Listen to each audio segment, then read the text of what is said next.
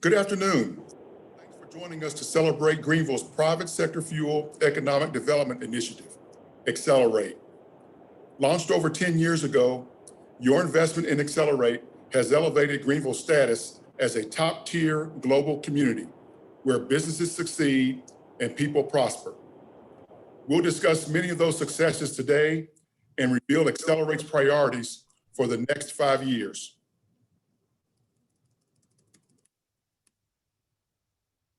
Accelerate has impacted our community through your support. I'd like to thank all of our current investors listed here, for without your support, this initiative and its impact would not be possible.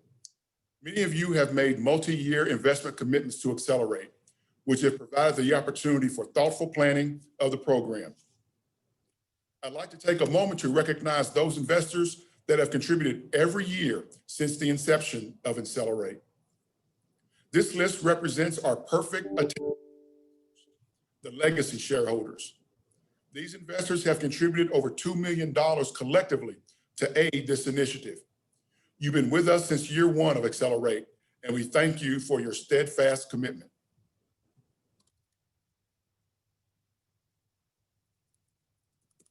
Engagement in Accelerate has grown over the years, a true indicator of investor confidence and their belief in the power of pooling our financial resources and talents to maximize the economic impact for our community. So, what has resulted from the $5 million invested through the Accelerate initiative? Well, the next initiative is developing and nurturing our burgeoning high-impact entrepreneurial ecosystem. The Minority Business Accelerator is increasing the number and performance of minority and women-owned businesses in our area. Our workforce is stronger and better positioned for 21st century career opportunities, and several transformative projects have resulted in a $1 billion economic impact to our community. Let's listen to Frank Greer of Zip It Wireless speak to how he's reaping the benefits of Next. I found customers at Next. I have found business partnerships through Next. I have found investors through Next. So there's a variety of things that you can benefit from. Some of those things you won't know at the beginning, but as you engage, and there's so many companies at Next, there's 120, 150 companies now. There's so many opportunities to connect with things that you can't even envision when you start. Startup community, is able to now find a lot of traction in the upstate because of the things that are going on. Like those organizations, Next, I think one of the foundational organizations, I think SC Launch and then UCAN, Venture South. It just keeps kind of growing. So the opportunities for startups now in the upstate are probably better than ever.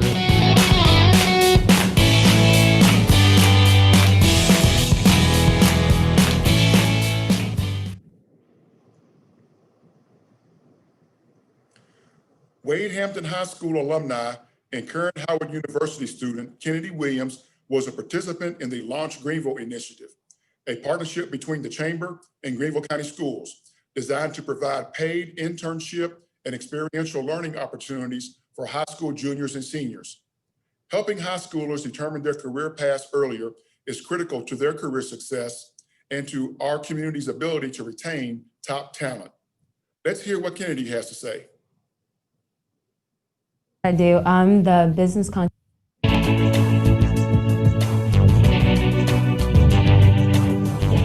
I'm Kennedy Williams, and I go to Wade Hampton High School. I love what I do. I'm the business continuity services intern. That's my official title. Should have that rainfall for the Greenville area. I do a number of things. I help conduct research. I also do reports. I make spreadsheets, graphics for all the effluent flows in the facility systems. It's been a great experience for us. Kennedy has really demonstrated her knowledge and grasp of statistical analysis and helping us with some online research, and has really picked up well on the environmental field issues. So can I go through all the facilities and do them individually? My experience has been great at REWAL. I absolutely loved it. I've learned so much from REWAL. I've learned so much about the systems and all the facilities and how to manage it. And then I also love the people I work with as well. So she's helped us with a number of things. This was a tremendous process for us. It was very positive. It not only gave us the opportunity to get some help with some of these much needed projects, but it has allowed the students to really focus on things that might be helpful to them as they go forward in their career or with furthering their education, and hopefully helping them to make some decisions about their career path. This is my first time doing something like this, you know, having to wake up every morning, dressing business casual, having my own desk space, and just having different responsibilities had taught me how to like kind of be an adult, which probably sounds a little odd, but that's definitely, like, just having those social skills is something I can definitely take with me whenever I go into my career path. My goal is whenever I go to college, I want to major in environmental studies and minor in journalism. And with that, I want to be a climate change analyst. And because I want to be a climate change analyst, there's a lot of different aspects that go along with it, and water is one of them, being that it's a key essential to the environment. So having this internship has definitely opened my eyes to new opportunities.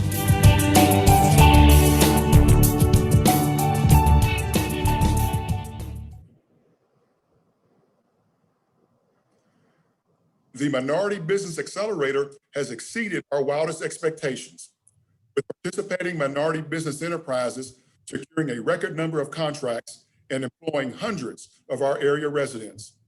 Let's take a moment to hear from a few of the Minority Business Accelerator participants as they describe their experiences and that program's impact on their respective businesses.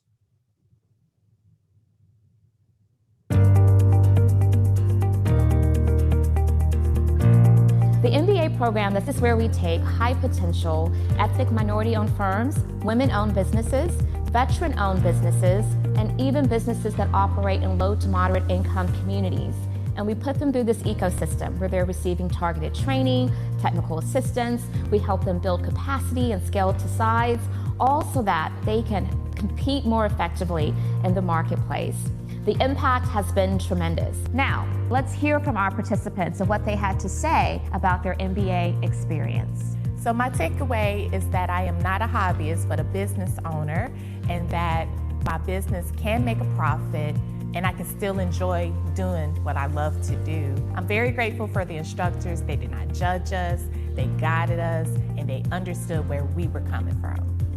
Learn how important it is to manage by the numbers, keeping track of numbers, and that was one of the main points that was stressed over and over and over again is financials, numbers. Learn the importance of strategic planning as well. It is important to implement SMART goals. Learn to push myself and think on a bigger scale. Learn to be more detailed and specific in my planning for the future. My biggest takeaway from the MBA program was the financial aspect. Going into finances in depth, line by line, a P&L, understanding all the different aspects of it. The entrepreneurial scorecard is real. So I am working on improving my monitoring of what I'm doing for that particular hour and making sure that that task is above a certain dollar amount. Sometimes I get caught up in administration and trying to do everything for the business when I should be outsourcing that and focusing on the task that really brings in the most value to the business, which is prospecting and creating content at scale so I can prospect at scale and get more business inside of these gyms. So what were the lessons learned during this program? First, commerce. You have to understand your numbers. You have to manage your business by the numbers. We were managing as a hobby. We were working as if we were not aware of the value that we provided until we understood what our bottom line was, what our numbers were. Don't be afraid to embrace your numbers and manage your business by your numbers. When I came in, I had profits, but they were not substantial. So being able to understand my profit margin helped me to make better profits this year. And I saw an increase of 1,000% in my profits. It's just a great testament to what the MBA program was able to do for me.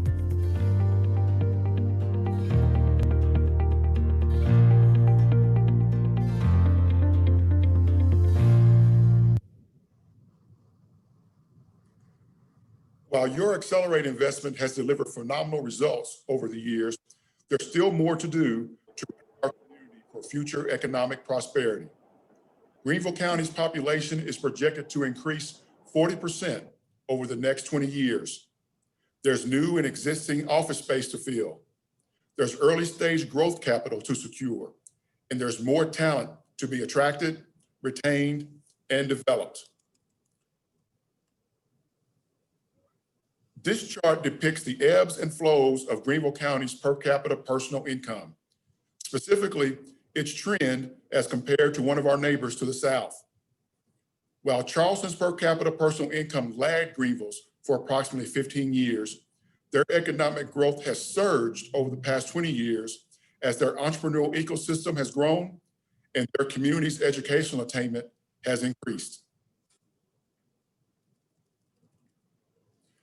Greenville's per capita personal income is 89% of the US average, and Charleston's is well above that at 113%.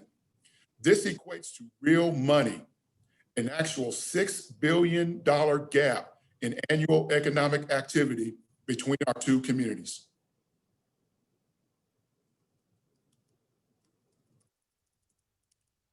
This graph reflects a heightened recognition that we must improve the educational attainment of our residents, understanding its direct and positive correlation to improving per capita personal income.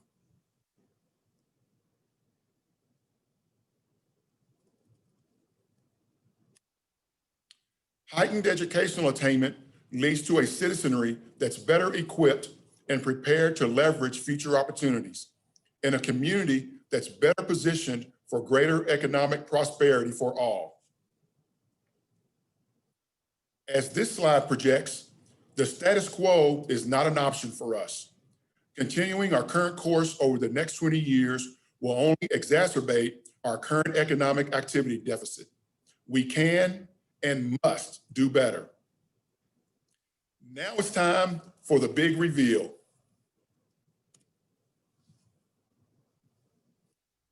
Welcome to Accelerate 3.0, or what will commonly be referred to as Accelerate, Growing a Greater Greenville.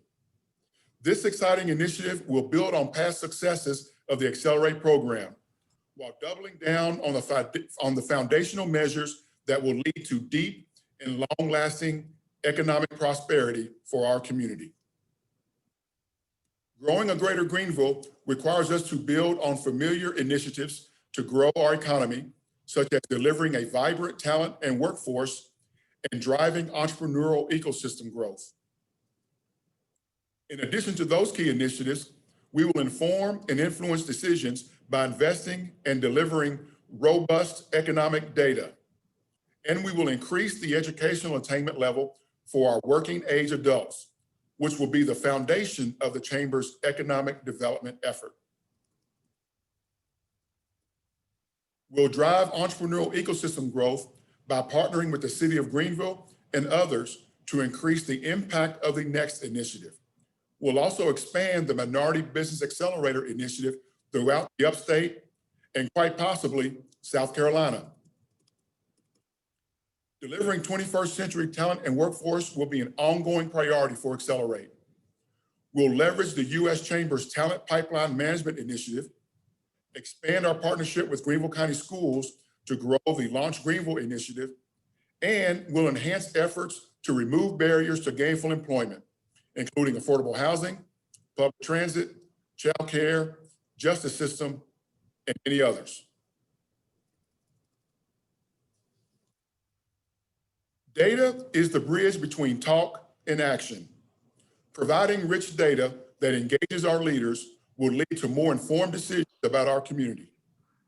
We will invest in a new comprehensive economic and community data platform to deliver critical content, and also create new partnerships to bring new data resources to share throughout our community.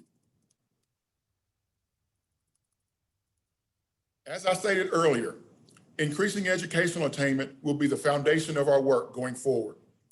We'll identify and target over 50,000 Greenville area residents who have some but no degree, and encourage them to return to school to earn their high-quality credential and/or associate degree.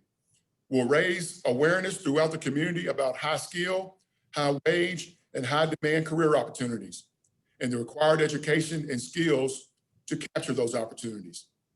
And we'll partner with Greenville Technical College and other colleges and universities to exhaust every opportunity to significantly increase the educational attainment level of our community. Dr. Keith Miller, president of Greenville Technical College, will now share his thoughts on the educational attainment imperative and its importance to our community. Dr. Miller? Thank you, Carlos. There's no doubt, and I think we have all known for a number of years the economic impact of the education as a whole of any individual community. But when we look at it specifically and think of increasing that attainment, that educational attainment to, like the slide says, to 60% of 25 to 64-year-olds, what does that really mean when you break that down? You know, we have to apply, you might say, a disciplined focus to career completion, educational attainment in what areas? What are the gaps in the greater Greenville community and the upstate where we need to try and direct this cohort, this age group towards? You know, we see just at Greenville Technical College, and I'm sure all the other universities know this too, we know many of those students out there that are one semester away from achieving a certificate or a degree. And over the years, we've tried different incentives to incentivize them to move forward. But I think what is required now is a more holistic approach. You know, we have a lot of good organizations, colleges and universities, chamber, private sector, that have implemented different initiatives to increase that educational attainment within different careers. But what we need now is a more holistic approach. We need to be able to make a connection between the education that's necessary and the jobs and the skills that are necessary out there. And the chamber, no doubt, can play a leading role in that. So it's not Greenville Technical College trying to increase that educational attainment. And it's not Clemson, it's not Furman, or it's not the chamber. It's all of the above. And I think that's the key to this initiative is for us to come together and have a more holistic and comprehensive approach to make it happen. You know, Greenville Tech is included, I would say 99% of the time in meetings because of our relationship with GADC and the Upstate Alliance. When a new company looks at this area, 99% of the time we're asked to be at the table. That's for two reasons. One reason is what workforce development is available. And the second reason is any company knows that the education of their career, of their workforce needs to continue because of changes in technology, because of the competitive global environment, the list goes on and on. So what resources are there to help increase the attainment of their workforce? And so there's many examples to point to that show the importance of that foundation, and that's educational attainment. And I would say that is a foundation for the success of this community moving forward. Whether we talk about next, whether we talk about attracting new companies, whatever the case may be, that foundation is educational attainment. Well, Dr. Miller, thank you for sharing your thoughts on the importance and priority of increasing educational attainment in our community. And the Chamber certainly looks forward to working with you towards that goal. Now let's hear from Craig Brown and Toby Stansel. Craig and Toby have co-chaired the Accelerate Initiative for over 10 years, generously lending their time, talents, and treasures to this community impacting initiative. Craig and Toby, what are your thoughts on Accelerate's impact and future? Well, let me go first so I have a chance to get some words in before Toby takes over. I much prefer to be presenting live. And I must say that running a business is more than just knowing the numbers, not to undermine anything learned in the Minority Business Accelerate, because I know the drive numbers very well, and that hasn't seemed to help us this year, but there's always next year. But It's been a wonderful, 10-year journey for Accelerate. I would just say at the outset that we tend to measure performance in kind of 5-year increments, and we raise monies and such in 5-year increments. But I think the reality of a program like Accelerate is, is our work is never done. It's a continuous journey, because as hard as we work and as much progress as we make, every other community is kind of doing the same thing, and it's a friendly, hopefully friendly competition to see, who is best. And that's really what gets me going each and every day. I think I'll focus most of my comments in the area that's most near and dear to my heart, which is really in the area of Next and the entrepreneurial platform that is represented by Next. It is really the way in which, our community has come to embrace, innovation and mentorship. I thought, Frank Greer did a did a nice job of articulating what Next meant to him. But it fundamentally is, looking backwards, there's 120, 130, high impact startups. They've raised a material amount of capital. They've created hundreds of jobs that are, $75,000 and more jobs that are, that's twice the average salary of a worker.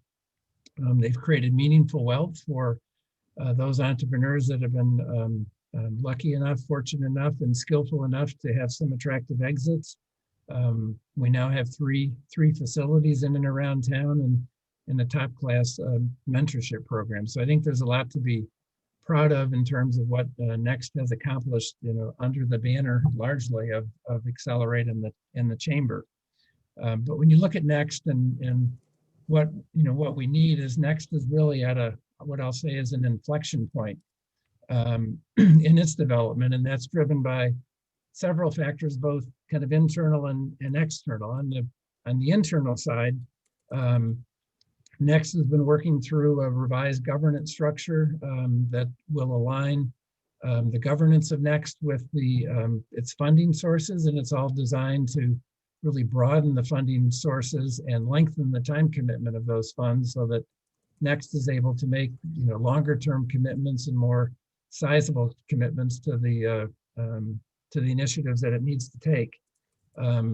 Ken has done a wonderful job of kind of plugging a hole in Next as we look for a new leader. And so clearly, as we have refined the mandate for Next, we will need to find new leadership who's willing to take it forward, and also whatever the ultimate mandate turns out to be, that we will want to be sure we externally market it aggressively, because we really want Greenville to be known for, if you will, known for innovation, known for a place where knowledge workers can come and flourish. On the external side of things, I think it's helpful to kind of stop for a minute and say we're really at a kind of another major new wave of innovation, if you will. By virtue of this meeting, there's a increased openness to remote work, sometimes out of necessity, but necessity is the mother of invention. There's less demand for traditional office space. There's a rapidly growing advancements in automation, particularly with industry and the application of technology to manufacturing processes, created massive new jobs, and quite honestly, also resulting in significant job displacement. To use another expression by a friend of mine, it's software is literally eating the world, with software engineers and technologists kind of earning 3 times more than traditional manufacturing workers. And a quote that I find, or a statistic I find most compelling, is in 2030, 85% of those jobs, they don't exist today. So there's just a rapid transformation. So clearly, I believe to be successful to close that gap in per capita income that Carlos identified, we've got to really play a major role in the kind of software talent attraction, IT engineers and the like.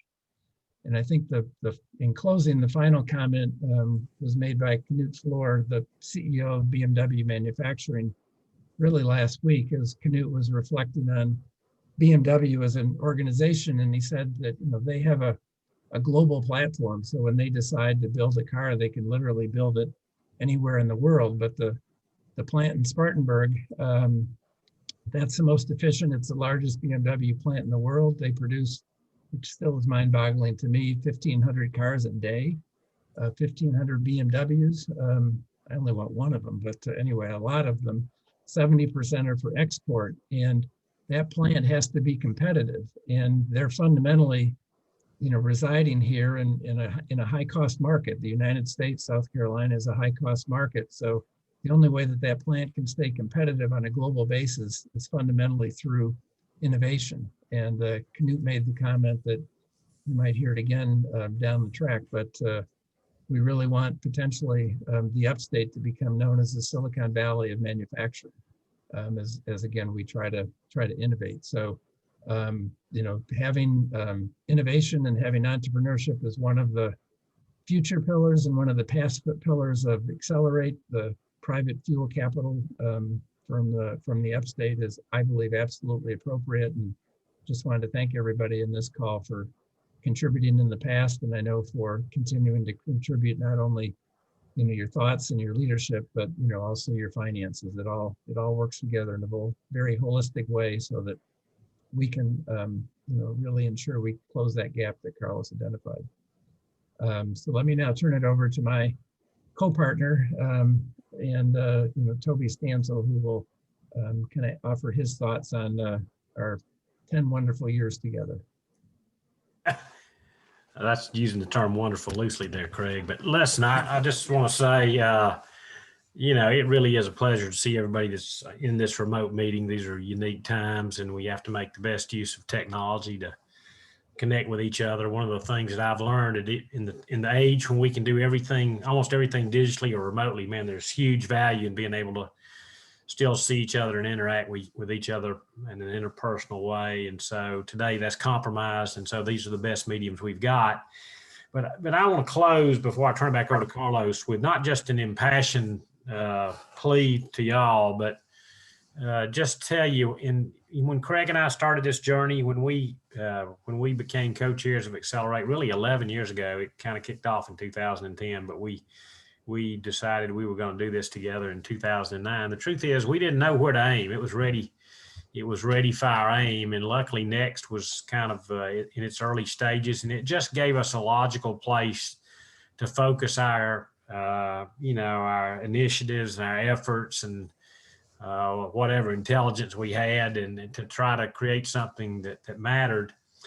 And that really was the focus of kind of the first 5 years of Accelerate. How do we truly get an entrepreneurial accelerator incubator up and running, at least to some minimum viable platform level? And then we realized, wow, in the second 5 years of Accelerate, as we begin to get hard metrics. Those of y'all who know me know one of my non-negotiable philosophies in running the business is, in God we trust, all others bring data.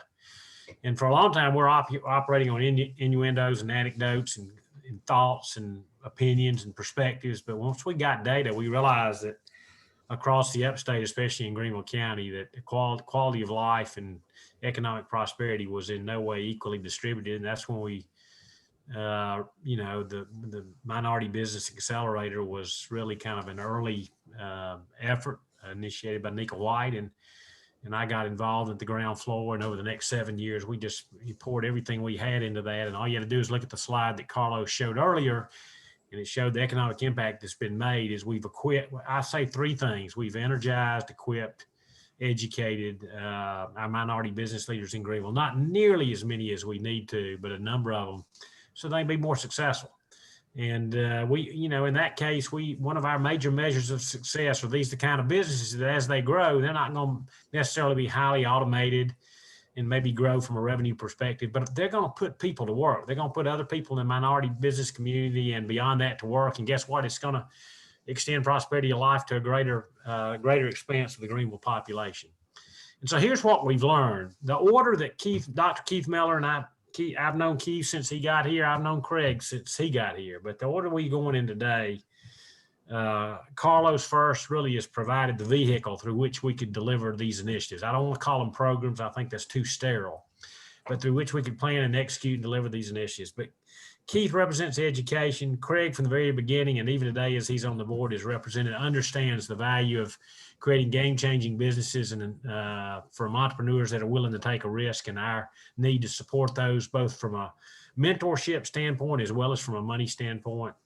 And then I'll follow up with just, how do we, especially in today's society, how do we level the playing field? How do we do it in a way that we're not just giving handouts, but we're equipping people to be successful for the long term? That was the primary motivation for me to be involved in Minority Business Accelerator for as long as I have been. But it comes down to this. We've learned that those sorts of vehicles, Launch Greenville, our technical college system, our research college system, the local universities we have from Furman to Clemson to Anderson to USC Upstate, I'm sure there's plenty more out there, to making sure that we build an economy around some specific disciplines and domains and technologies where we can create some game-changing technology and build centers of excellence that creates market notoriety for us, not just on a regional basis or a statewide basis, but a national and a global basis. And then our ability to really not have such a dichotomous society in which the distance in Greenville between the haves and the have-nots is as great as it is, but to do it in a way that's sustainable, not just in a way that just creates a blip on the curve and then it fades away, because we've not really created the foundation of jobs and economic growth. It's not just appropriate for 2020, it's appropriate for 2030 and beyond. So I can tell you, today we know we want to ride Launch Green. We want to ride our education system. There's an inexplicable connection between people's level of education attainment, believe it or not, their health care and the way they access their healthiness and the way they access their health care and their level of economic prosperity. Where one of those is low, the other two tend to be low. And so we know we've got to take a balanced approach. We're gonna invest and involve ourselves in initiatives like Launch Greenville, the Minority Business Accelerator, and Next. Some transformative projects like we have in the past, USC School of Medicine, Greenville, bringing increased airline banners and logos to the airport. So I can just tell you, we've got today a fact-based, evidence-based plan for going forward. Craig and I have been doing this a long time. We've been doing it for 10 years. We know that's going to change here in the future. It just has to. And so we're going to also expand our leadership base across Accelerate so that when that time comes, we've got a smooth transition to people that are intimately familiar with what we've done in the past, what we're doing today, and got a vision for what we're doing in the future. All of you have to participate in that in some shape, form, or fashion. We can't be a unified Greenville, a whole Greenville, a healthy Greenville, and an economically prosperous Greenville without all sectors, what I call the 3 C's, commercial, cultural, and civic, all sectors involving themselves and investing in this effort. So that's really my plea to you, that we've got a plan for the future. We've got a plan for the leadership for the future, and we've got a plan for the initiatives for the future. But it's going to take all of us to pull it off. And with that being said, I'll turn it back over to Carlos. Well, thank you, Toby, and thank you, Craig, for sharing your perspectives and probably more importantly, for your leadership over the past decade of this Accelerate initiative. We can't say thank you enough for all that you've done for the Chamber, for this initiative, and for our community. And for everyone on the call today, thank you again for your past commitment and investment in Accelerate. So what's next? Through a combination of investments from area businesses and foundations and national funders as well, the Chamber will raise $800,000 per year over the next 5 years, or $4 million total, to deliver on Accelerate's objectives. This is an assertive investment goal, and achieving it is critical for our success. Your continued support is imperative, and we invite you to even consider increasing your current support. Thanks in advance for including an Accelerate investment in next year's budget and for the next 5 years, if possible. We'll reach out to you to schedule a one-on-one meeting to discuss your organization's future investment. Please encourage your respective networks and peers to invest in Accelerate. Many hands make for light work. With your support, Accelerate will succeed at growing a greater Greenville. We'll be announcing an expanded volunteer leadership plan for Accelerate soon, so stay tuned for that. We'll talk soon. Have a great evening.